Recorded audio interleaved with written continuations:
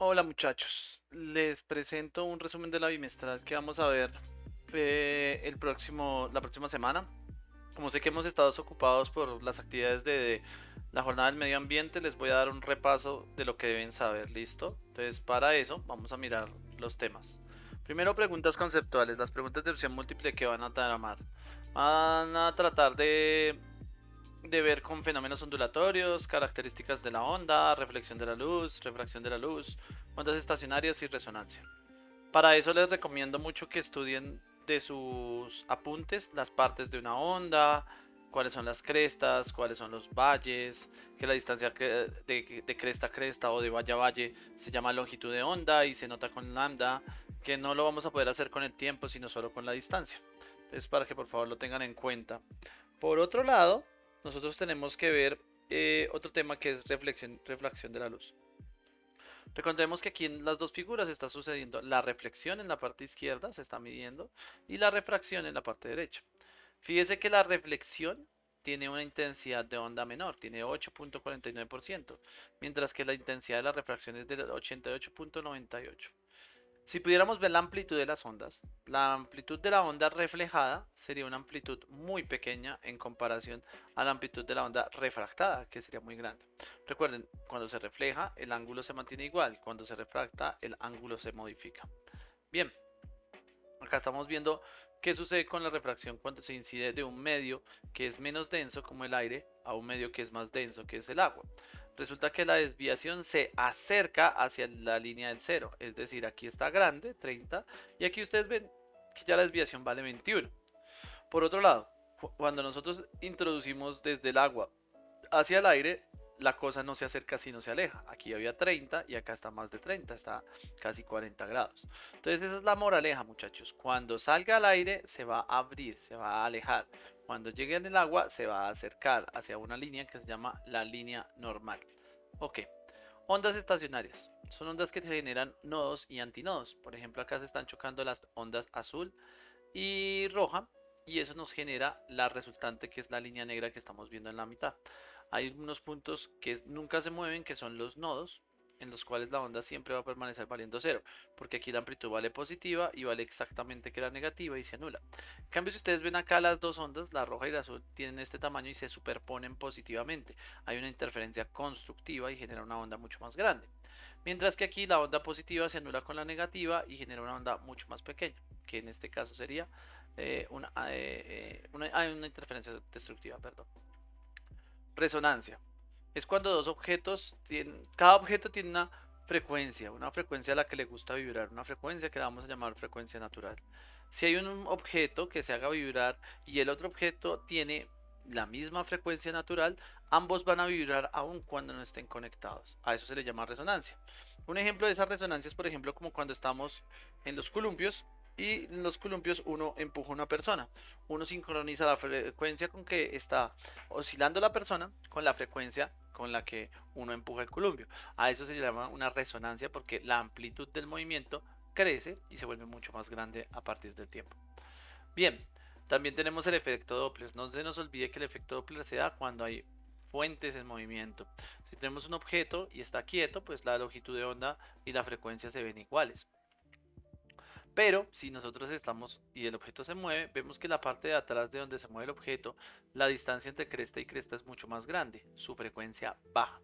Mientras que si aumenta, si se acerca, si a donde se está moviendo, vemos que su frecuencia es muy alta porque la distancia entre crestas y crestas es muy pequeña. Recuerden la ley, a frecuencia alta, longitud baja, a frecuencia baja, longitud alta. Entonces, este es el punto. Recuerden que si un objeto llegara a superar la velocidad de la onda, se formaría una V y eso se llamaría una onda de choque. Bien, ahora sí.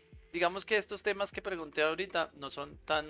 Ay, se cerró. No son tan importantes en el sentido... O son importantes, pero no dan tantos puntos como los puntos numéricos. Les pido una disculpa. Se me cerró ahí un momentico, vuelvo y lo abro. Entonces... Ay, ¿qué pasó? Ok, entonces, en este ejercicio que estamos viendo acá, nosotros estamos viendo los problemas de velocidad. Entonces, en los problemas de velocidad existe un problema de eco. Recordemos que para este problema vamos a aplicar este triángulo que dice que la distancia es igual a la velocidad por el tiempo. Entonces veamos el problema que nos dice. ¿A qué distancia se encontrarán muros si una persona emite un sonido y escucha el eco de este a 1.5 segundos? Pues bien, lo que vamos a ver es los pasos de resolver un problema. Primero los datos. ¿Qué datos tenemos? Pues el problema nos está diciendo que 1.5 segundos. Nos está diciendo que la persona emite un sonido. Si el problema no nos da la velocidad del sonido va a ser 343 metros por segundo. Ahora bien, nosotros necesitamos las incógnitas. ¿Cuáles son las incógnitas de nuestro problema? Pues la única incógnita que tenemos es la distancia a la que se encuentra el muro. Bueno, vamos a hacer las ecuaciones, pero para eso hagamos un diagrama de lo que pasa. La persona está gritando y cuando grita la persona, entonces observamos que esa persona emite una onda sonora. Esa onda sonora va a recorrer una distancia X, pero no la va a recorrer solo una vez, la va a recorrer de ida y luego de vuelta. Por lo tanto, este tiempo que estamos haciendo acá es un tiempo doble, tanto el de ida como el de vuelta. Entonces, el tiempo real que viaja la onda a la distancia X es la mitad de ese tiempo. O sea, lo vamos a dividir en dos. Entonces, vamos a decir también, una vez tengamos ese tiempo, que sí podemos aplicar que la distancia recorrida es velocidad por tiempo. Entonces, vamos a hacer las operaciones. Yo les recomiendo a ustedes que primero que todo hagamos el tiempo. Entonces, 1,5, que era nuestro tiempo, dividido 2, nos da, haciéndolo en la calculadora, 0,75, sin olvidar la unidad, que son segundos. Luego, vamos a enfatizar en la distancia, que es la ecuación de distancia velocidad por tiempo. Ya tenemos el tiempo real. Y vamos a reemplazar 343, que es la velocidad del sonido, por 1,5 segundos, que es el tiempo que transcurrió realmente. Y entonces al hacer esa multiplicación en la calculadora nos damos cuenta que nos da 514,5 metros. Les dejo un problema de eco también para que lo resuelvan. Pueden leer el enunciado, pueden esperar, resolver y luego pueden comparar. Voy a mostrar cada uno de los pasos a pasos, pero sin explicación. Entonces pausen el video, traten de hacerlo y me dicen cómo les va. Bien, entonces, después de haber hecho el problema, es un problema igualito con el mismo diagrama y todo, solo que cambia el tiempo. Vemos que aquí se hicieron las operaciones y se escribieron los datos. Recuerden que en estos problemas, el problema... Ah, bueno, acá hay un error, ¿no? La diapositiva no actualizó y aquí el resultado es 394,45. Ok, vamos con el otro. Velocidad de ondas en directo. Entonces, ¿cómo así velocidad de ondas en directo? Los datos son directos y lo podemos calcular. Por ejemplo, nos dice calcule la longitud de onda de un pulso viajero que viaja a 24 metros por segundo y posee un periodo de 4 segundos. Entonces, acá el triángulo cambia. El triángulo ahora es velocidad lambda por f. Entonces nosotros vamos a copiar los datos. Tenemos dos datos. El primero es el periodo, que es 4 segundos, y el segundo, que es velocidad 24 metros por segundo. Vamos a ver las incógnitas. Nuestra primera incógnita es la frecuencia en Hertz, porque nosotros queremos saber la longitud de onda, pero para saber la longitud de onda tenemos que saber la frecuencia. Entonces tenemos también la longitud de onda como incógnita. Al hacer la ecuación vamos a ejecutar que la frecuencia es 1 sobre periodo, o pueden, entonces aquí vamos a reemplazar y luego vamos a ejecutar que tapamos lambda y nos queda velocidad arriba y frecuencia abajo. Vamos a ir a las operaciones. Entonces, en las operaciones la frecuencia vale 1 sobre 4 segundos, que eso nos da 0,25. Y también vemos que vamos a utilizar la de lambda igual a b sobre f, que es 24 metros por segundo por el 0,20 dividido el 0,25. Sabemos que hertz y segundo se cancela, que nos va a dar en metros, y al hacer la división nos da 96 metros. Nuevamente, yo les dejo un problema, pueden pausar el video. Ay, ok, esperen un momentico. Acá está, discúlpenme. Acá, vamos a hacer este. Pueden pausar el video si quieren y pueden observar cómo se hace este problema, que dice calcule la frecuencia de una onda de un pulso viajero que se mueva a 40 metros por segundo y posee una longitud de onda de 8 metros. Entonces pueden pausar el video para repasar, pueden estudiarlo y mirar cómo les da.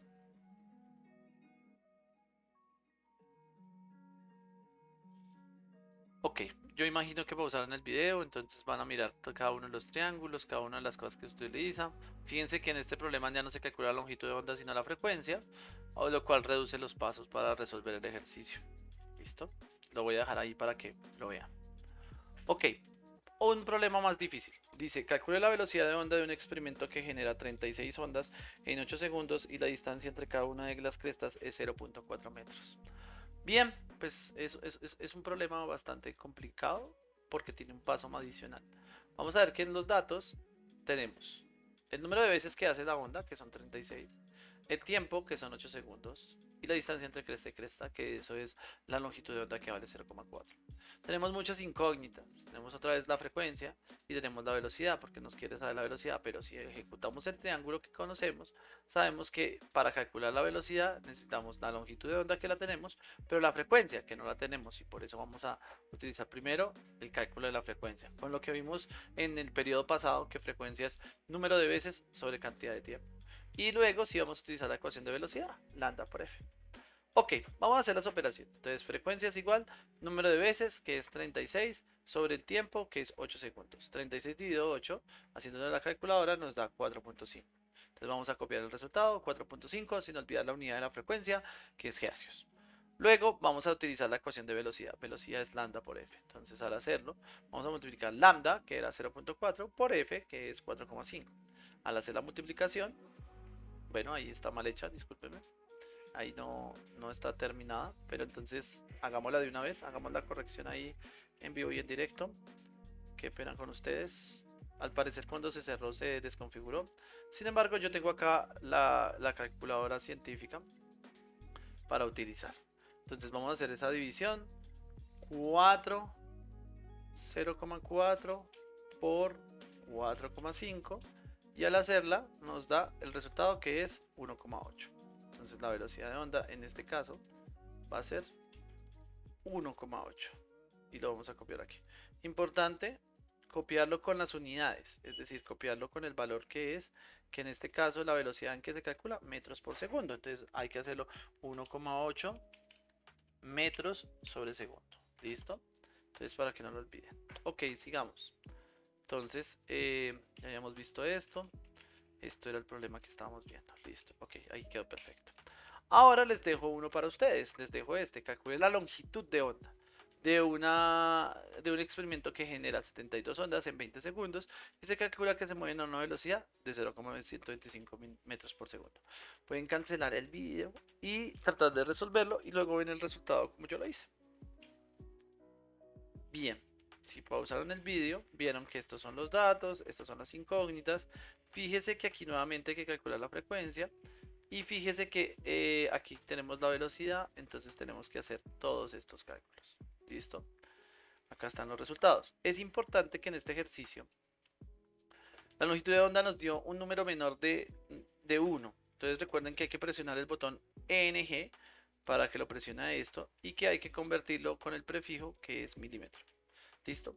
Estos puntos, tanto este como el anterior, les pido el favor de que los estudien porque fijo van a tener uno de ellos. ¿Listo? Entonces son puntos numéricos que dan muchos chulos. Y pues tenemos la clasificación de ondas, es muy importante estudiar esto de clasificación de ondas, por favor, entonces para que lo tengan en cuenta. La clasificación de ondas se da en tres categorías para que no lo vayan a olvidar. Una de ellas es la clasificación de ondas según el medio de propagación, en mecánica si tienen un medio, o electromagnéticas, dirección de propagación, que es longitudinal y transversal, y dimensiones de propagación, unidimensional, bidimensional y tridimensional. Chicos, recuerden, toda onda electromagnética es transversal. Repasen de su tarea eso. Chicos, recuerden, las ondas tramposas son las del agua, porque ellas son las bidimensionales del agua son longitudinales y transversales al tiempo. Lo mismo los sismos sí son tridimensionales. Bueno, muchachos, eso sería todo. Entonces espero que les vaya bien y nos vemos en esta semana para su examen final. Gracias.